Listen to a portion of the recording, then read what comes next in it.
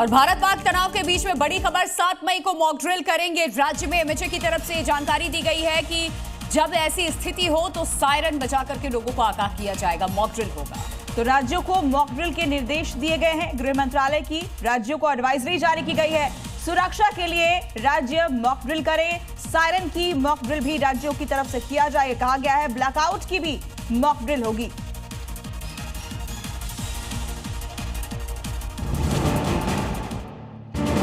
भारत सरकार के गृह मंत्रालय ने 7 मई 2025 को कई राज्यों में नागरिक सुरक्षा के लिए मॉक ड्रिल आयोजित करने के निर्देश दिए हैं। ये कदम भारत पाकिस्तान के बीच पहलगाम आतंकी हमले के बाद से बढ़ रहे तनाव की वजह से उठाए जा रहे हैं। इनमें हवाई हमले की चेतावनी देने वाले सायरन का संचालन, शत्रुतापूर्ण हमले की स्थिति में खुद को बचाने के लिए नागरिक सुरक्षा पहलुओं पर नागरिकों, छात्रों आदि को प्रशिक्षण, क्रैश ब्लैकआउट उपायों का प्रावधान, महत्वपूर्ण संयंत्रों, प्रतिष्ठानों को समय से पहले छिपाने का प्रावधान और एग्जिट प्लान का रिहर्सल।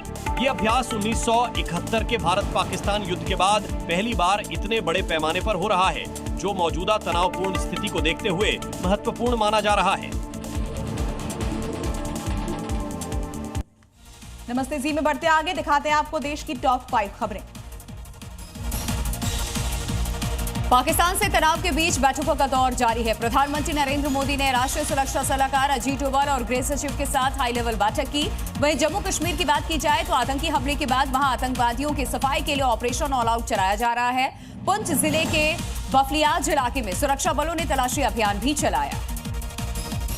मथुरा के चर्चित श्री कृष्ण जन्मभूमि और शाही ईदगाह विवाद मामले में आज इलाहाबाद हाईकोर्ट में सुनवाई होगी। इस मामले में 18 याचिकाओं पर लगातार सुनवाई चल रही है, जिसमें हिंदू पक्ष की तरफ से मस्जिद को विवादित ढांचा घोषित करने और राधा रानी को भी पक्षकार बनाए जाने की मांग की गई है। पिछली सुनवाई में मुस्लिम पक्ष ने विवादित ढांचा घोषित करने की मांग पर आपत्ति जाहिर की थी।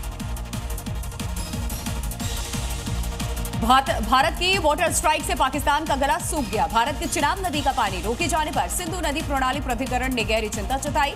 उसका कहना है कि खरीफ सीजन के शुरुआती दिनों में पाकिस्तान को 21% पानी की कमी का सामना करना पड़ सकता है।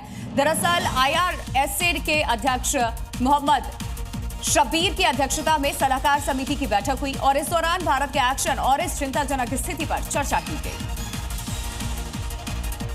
सुप्रीम कोर्ट के किस जज के पास कितनी संपत्ति है, इसकी जानकारी अब सिर्फ सुप्रीम कोर्ट की वेबसाइट के लिंक पर मिल सकती है। न्यायपालिका में पारदर्शिता लाने के लिए सभी जजों की संपत्ति का ब्यौरा वेबसाइट पर पब्लिक करने का फैसला लिया गया है। अभी तक चीफ जस्टिस समेत 21 जजों की संपत्ति की जानकारी अपलोड हो चुकी है। बाकी जजों की जानकारी भी अपडेट की जाएगी।